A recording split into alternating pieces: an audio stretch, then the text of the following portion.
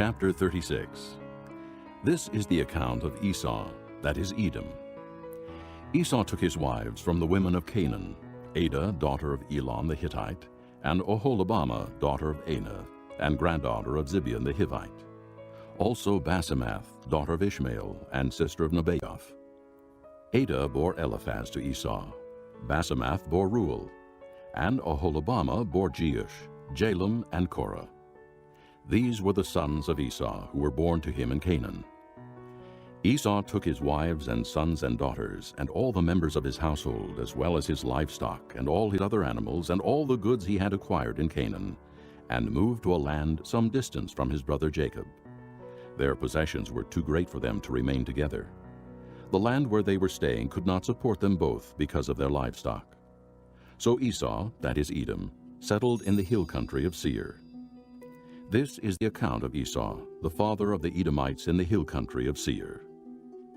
These are the names of Esau's sons: Eliphaz, the son of Esau's wife Adah, and Reuel, the son of Esau's wife Basemath. The sons of Eliphaz: Teman, Omar, Zepho, Gatam, and Kenaz.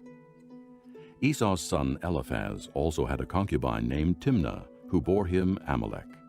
These were grandsons of Esau's wife Adah. The sons of Reuel: Nahath, Zerah, Shammah, and Mizah. These were grandsons of Esau's wife Basemath. The sons of Esau's wife Oholibamah, daughter of Anah, and granddaughter of Zibeon, whom she bore to Esau: Jeush, Jalem, and Korah. These were the chiefs among Esau's descendants, the sons of Eliphaz, the firstborn of Esau: chiefs Teman, Omar, Zepho, Kenaz, Korah, Gatam, and Amalek. These were the chiefs descended from Eliphaz in Edom. They were grandsons of Adah. The sons of Esau's son Reuel: chiefs Nahath, Zerah, Shammah, and Mizah. These were the chiefs descended from Reuel in Edom. They were grandsons of Esau's wife Basemath. The sons of Esau's wife Oholibamah: chiefs Jeush, Jalem, and Korah. These were the chiefs descended from Esau's wife Oholibamah, daughter of Anah. These were the sons of Esau, that is Edom, and these were their chiefs. These were the sons of Seir the Horite, who were living in the region: Lotan, Shobal, Zibeon, Anah, Dishon, Ezer, and Dishan. These sons of Seir in Edom were Horite chiefs. The sons of Lotan: Hori and Homam. Timnah was Lotan's sister. The sons of Shobal: Alvan, Manahath, Ebal, Shepho, and Onam. The sons of Zibeon: Aya and Anah. This is the Anah who discovered the hot springs in the desert while he was grazing the donkeys of his father Zibeon. The children of Anah: Dishon and Oholibamah, daughter of Anah. The sons of Dishon: Hemdan, Eshban, Ithran, and Kiran. The sons of Ezer: Bilhan, Zaavan, and Achan. The sons of Dishan: Uz and Aran. These were the Horite chiefs: Lotan, Shobal, Zibeon, Anah, Dishon, Ezer, and Dishan. These were the Horite chiefs, according to their divisions in the land of Seir. These were the kings who reigned in Edom before any Israelite king reigned. Bela, son of Beor, became king of Edom. His city was named Dinhabah. When Bela died, Jobab, son of Zerah from Bozrah, succeeded him as king. When Jobab died, Husham from the land of the Temanites succeeded him as king.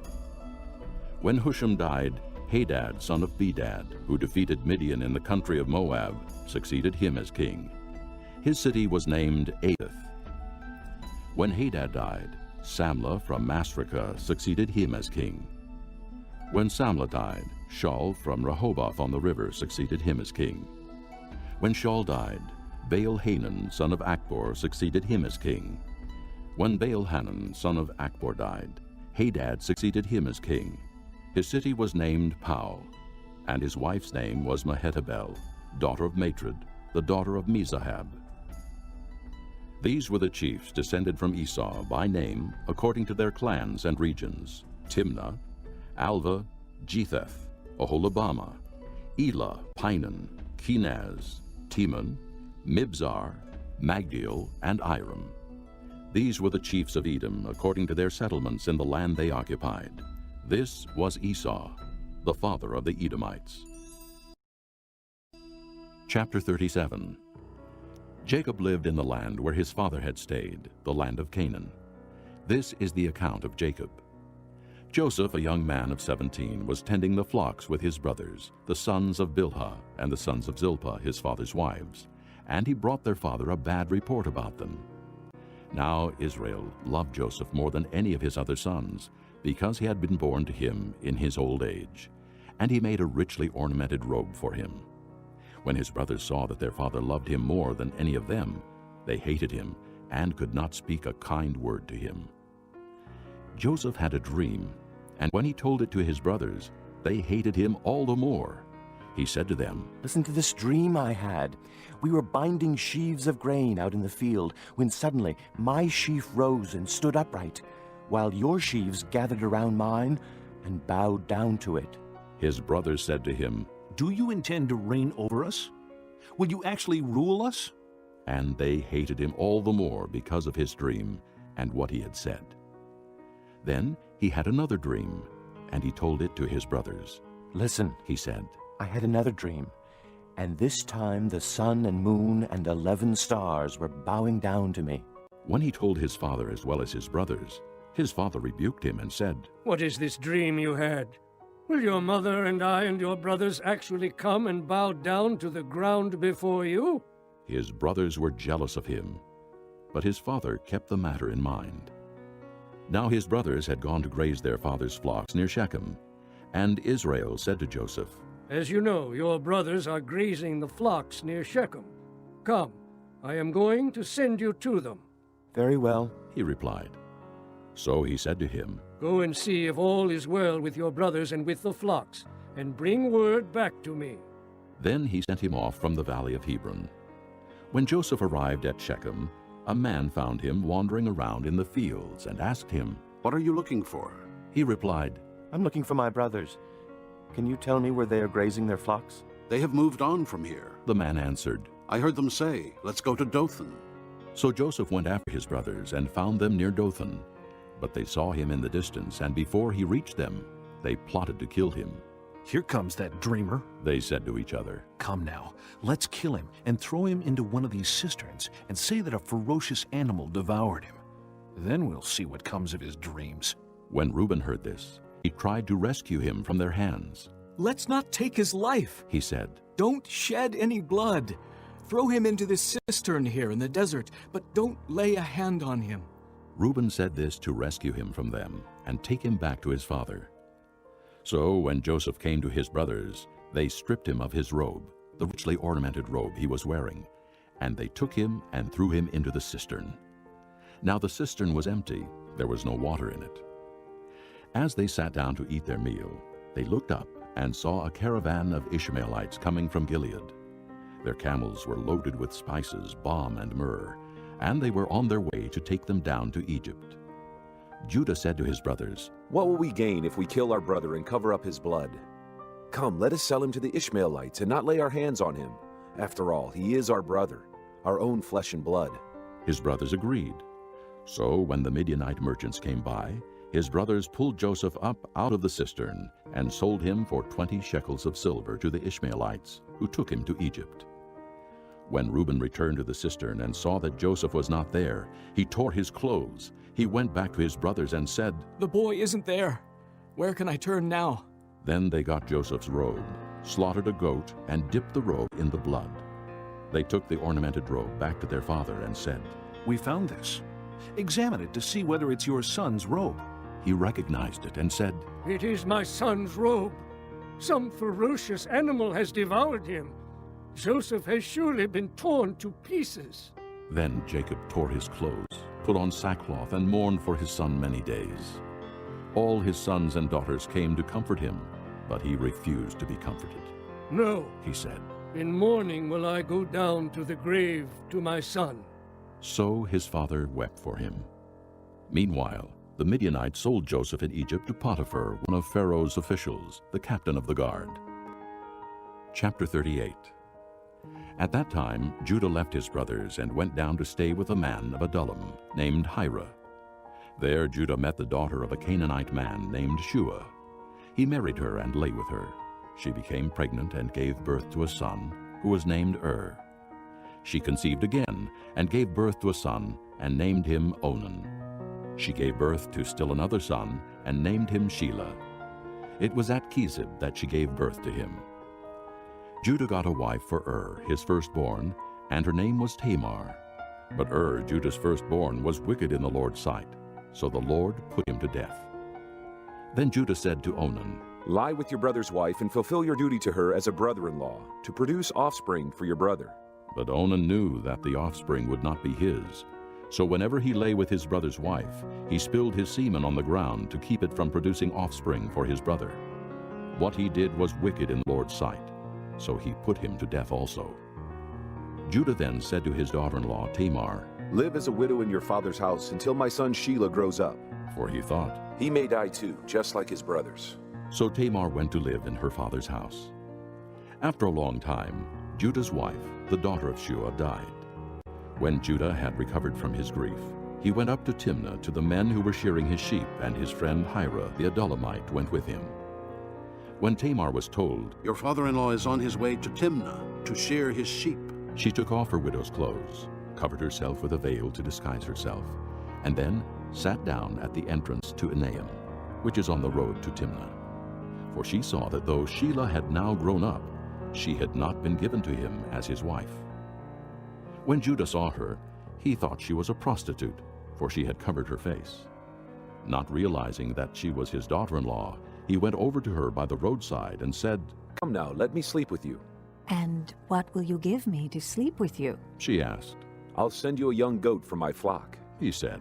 Will you give me something as a pledge until you send it? She asked. He said, What pledge should I give you? Your seal and its cord and the staff in your hand. She answered. So he gave them to her and slept with her, and she became pregnant by him. After she left, she took off her veil and put on her widow's clothes again. Meanwhile, Judah sent the young goat by his friend the Adullamite in order to get his pledge back from the woman, but he did not find her. He asked the men who lived there, Where is the shrine prostitute who was beside the road at Enaim? There hasn't been any shrine prostitute here. They said. So he went back to Judah and said, I didn't find her. Besides, the men who live there said, There hasn't been any shrine prostitute here. Then Judah said, Let her keep what she has, or we will become a laughingstock. After all, I did send her this young goat, but you didn't find her. About 3 months later, Judah was told, Your daughter-in-law Tamar is guilty of prostitution, and as a result, she is now pregnant. Judah said, Bring her out and have her burned to death. As she was being brought out, she sent a message to her father-in-law. I am pregnant by the man who owns these, She said, and she added, See if you recognize whose seal and cord and staff these are. Judah recognized them and said, She is more righteous than I, since I wouldn't give her to my son Shelah. And he did not sleep with her again.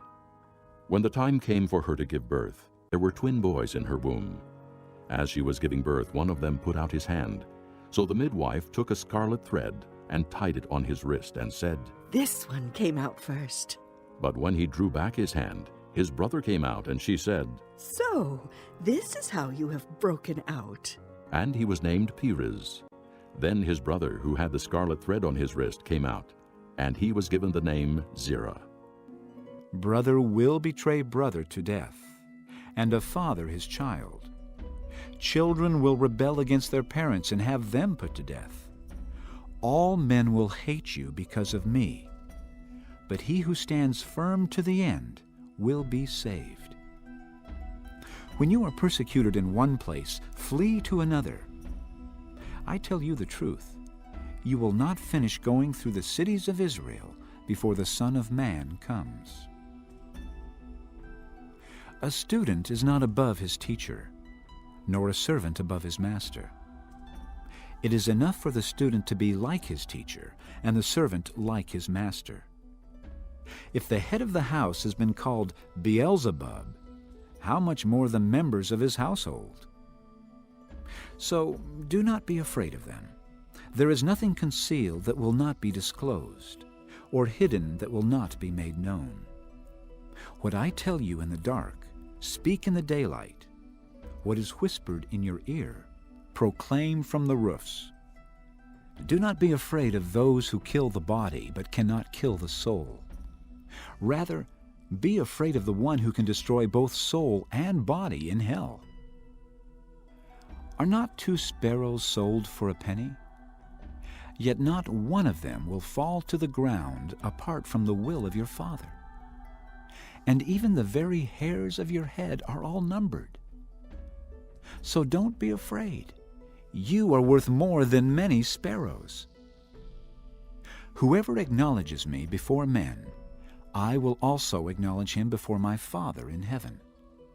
But whoever disowns me before men, I will disown him before my Father in heaven. Do not suppose that I have come to bring peace to the earth. I did not come to bring peace, but a sword.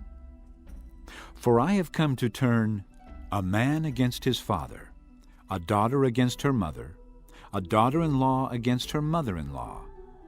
A man's enemies will be the members of his own household. Anyone who loves his father or mother more than me is not worthy of me. Anyone who loves his son or daughter more than me is not worthy of me. And anyone who does not take his cross and follow me is not worthy of me. Whoever finds his life will lose it, and whoever loses his life for my sake will find it. He who receives you receives me, and he who receives me receives the one who sent me. Anyone who receives a prophet because he is a prophet will receive a prophet's reward. And anyone who receives a righteous man because he is a righteous man will receive a righteous man's reward. And if anyone gives even a cup of cold water to one of these little ones because he is my disciple, I tell you the truth, he will certainly not lose his reward.